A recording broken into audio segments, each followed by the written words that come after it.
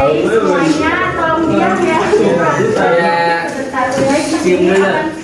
Saya bacakan urutan acaranya pada pagi hari ini.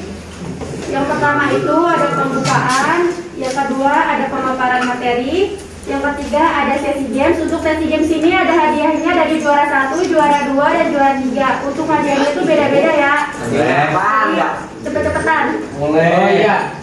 Dan acara terakhir itu penutup. Nah, baik untuk acaranya dimulai, marilah kita baca Bismillahirrahmanirrahim. Saya akan teman-teman saya dulu. Yang pertama, perkenalan, nama saya Vicky Fatmawati. Saya Tidiawati. Saya Bernadita Sari. Saya Sianisa Febrianti. Saya Andriani. Dan saya Sari Fidenisi. Baik, acara selanjutnya yaitu pemaparan materi yang akan disampaikan oleh Kang Indi. Sebelumnya saya ingin membagikan request dulu ya.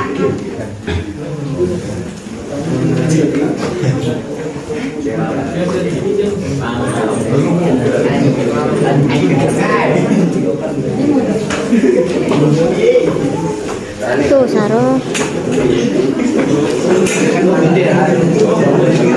Hai, senyap.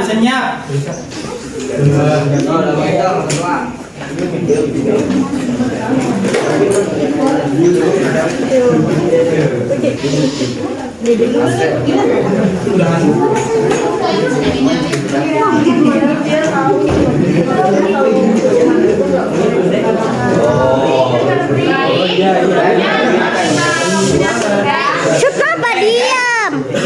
Terima kasih kepada moderator telah mempercayakan saya untuk membacakan materi. Sebelumnya, saya ingin bertanya, apakah kalian tahu apa itu aborsi? Tidak. Nah, aborsi sendiri ialah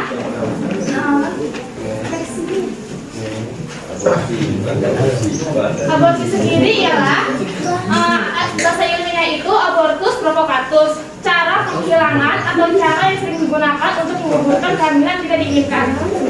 Kehamilan yang tidak diinginkan itu ialah kehamilan yang terjadi kesalahan pada saat pasangan suami istri maupun pasangan yang belum suami istri melakukan hubungan seksual baik yang disengaja maupun tidak disengaja. Kemudian aborsi sendiri dibagi dua jenis. Ada aborsi provocatus terapeutik. Maksudnya ini aborsi yang diizinkan atau aborsi yang dilakukan oleh dokter yang mendapat izin dari dinas kesehatan yang sudah dapat surat izin praktiknya. Abortus ini diizinkan karena apabila perempuan mengalami pemerkosaan dan dia hamil dari anak yang telah diperkosanya. Kemudian untuk mencegah trauma dari yang telah dialami, makanya dia menggugurkan kehamilannya. Untuk abortus provocatus criminalis ini, aborsi ini dilakukan secara sembunyi-sembunyi dan biasanya dilakukan oleh tenaga yang tidak terdidik secara khusus. Contohnya itu dukun beranak. Kan banyak ya paparazi di sini yang melakukan aborsi seperti ini, seperti anak-anak yang melakukan, pada remaja wanita yang melakukan mungkin makan nanas atau mungkin minum obat apa, pencahar atau obat keras untuk menggugurkan kandungannya. Resiko dari aborsi sendiri tuh ada beberapa macam. Yang pertama ada pendarahan berat. Mengapa terjadi pendarahan berat pada aborsi? Pendarahan berat ini terjadi pada aborsi secara diam-diam. Mengapa demikian? Karena kita tidak tahu seberapa dalam luka yang ada pada vagina perempuan tersebut. Dan apakah masih ada tersisa janin di dalam rahim dari perempuan tersebut? Ada kehamilan ektopik pada kehamilan berikutnya. Kehamilan ektopik itu kehamilan di luar kandungan. Apa sih kehamilan di luar kandungan? Nah, kehamilan di luar kandungan itu umumnya itu embrio ada di rahim perempuan. Tetapi karena dia sering melakukan aborsi, sering melakukan pengguguran, makanya kehamilan embrionya ini berada pada sisi dari rahim, jalan rahim. Jadi ini rahim, ini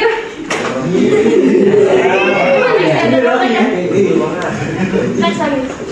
Nah, seharusnya embrionya ada di sini rahim, tapi karena sering terjadi pengguguran pada si wanita, embrionya ada di sini. Jadi akan berakibat fatal bila itu dibiarkan, akan menjadi kematian bagi si wanitanya tak sendiri. Ya. Sebelumnya.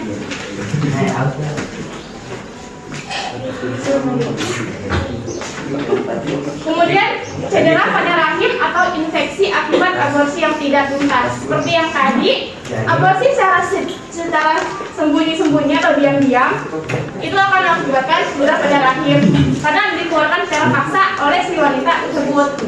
Kemudian kemandulan, kondisi septik yang tidak optimal akibat aborsi berkali-kali. Cervix itu nih, ini cervix. Cervix itu tempat sperma mengalir ke si rahim. Jadi nanti dia ini lupa sih karena si embrio yang ada di sini dikeluarkan secara paksa oleh si ibu tersebut juga tidak bertanggung jawab maupun laki-laki yang tidak bertanggung jawab. Nah.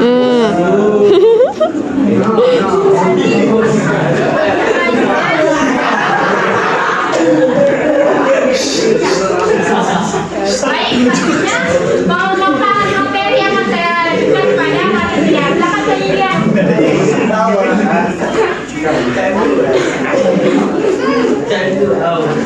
Baik, buat perhatian semuanya, perkenalkan saya untuk melanjutkan materi. Selanjutnya yaitu faktor eksternal dan internal terjadinya aborsi. Di sini saya akan menjelaskan mengenai faktor eksternal terlebih dahulu. Yang pertama itu pergaulan bebas. Pergaulan bebas itu bukan hanya misalkan di sini suka kayak kalau di kampung-kampung kita tuh suka kalau misalnya anak remaja gitu perempuan apalagi malam-malam tuh suka disangkanya itu anak-anak yang nggak benar gitu ya.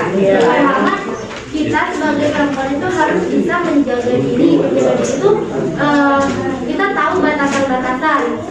Yang dimaksud pergaulan bebas itu mereka yang tidak bisa mengontrol dirinya untuk bergaul.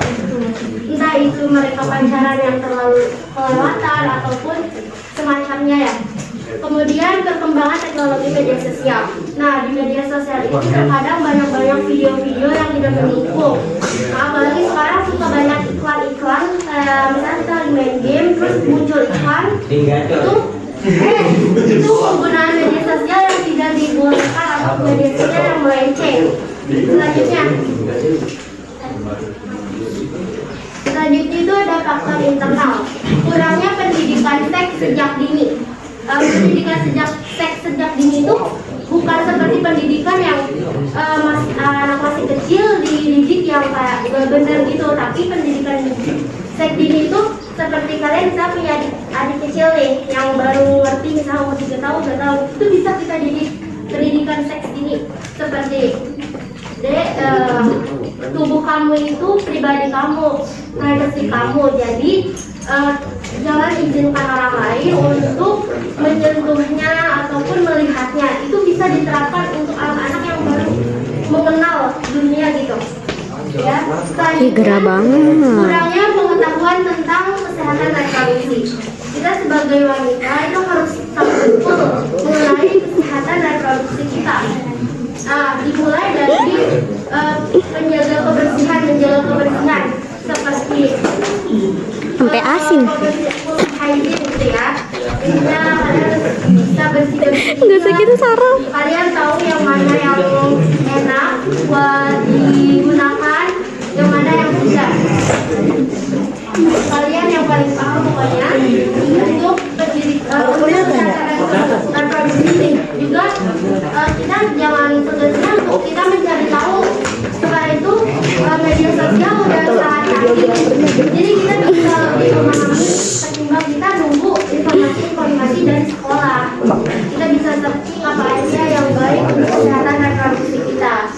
Selanjutnya kurangnya pengetahuan agama.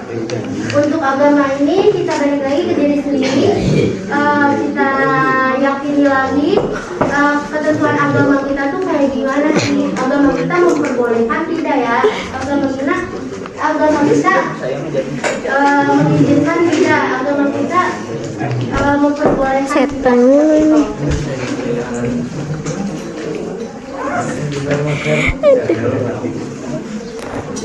Selanjutnya ada efek samping. Efek samping yang dirasakan setelah melakukan aborsi. Femur. Sakit perut itu sudah pasti ya, sakit perut yang sangat amat hebat. Apalagi untuk aborsi yang ilegal, itu akan menjadi sangat sakit. Kemudian kram, mual, diare yang berlebihan, kemudian bercak darah dan muntah. Masalah kesehatan yang lebih serius bagi wanita. Bahkan di aborsi ilegal itu bisa sampai efek samping itu adalah kematian. Jadi kita sebagai wanita harus berhati-hati sekali untuk pergaulan, apalagi yang belum menikah. Yang sudah menikah pun kalau misalnya dia memang harus merasakan aborsi karena kejadian yang tidak diinginkan seperti kelainan pada janinnya, kemudian kesehatan pada ibunya yang mengharuskan dia untuk aborsi, itu akan merasakan efek-efek samping ini. Apalagi yang melakukan aborsi ilegal, itu akan sangat parah. Seperti itu. Mungkin selanjutnya saya kembalikan kepada moderator. Baik, untuk pemaparan materinya sudah disampaikan tadi barusan. Selanjutnya itu adalah acara sesi game. Ini rebut-rebutan ya, pokoknya wajib. Cepet-cepetan jawabnya, biar dapat hadiah. Ini kakak persilakan kepada kakak Rina dan kak Andi lagi. Yang di depan. Sama kak Sari ya. Kita akan ada sesi game. Sesi game saya itu ganjil tepuk. Apa itu ganjil tepuk? Kalian kelas. 1, 2, 3, enggak ngomong. 3 tepuk. Di siapa habis? Nih,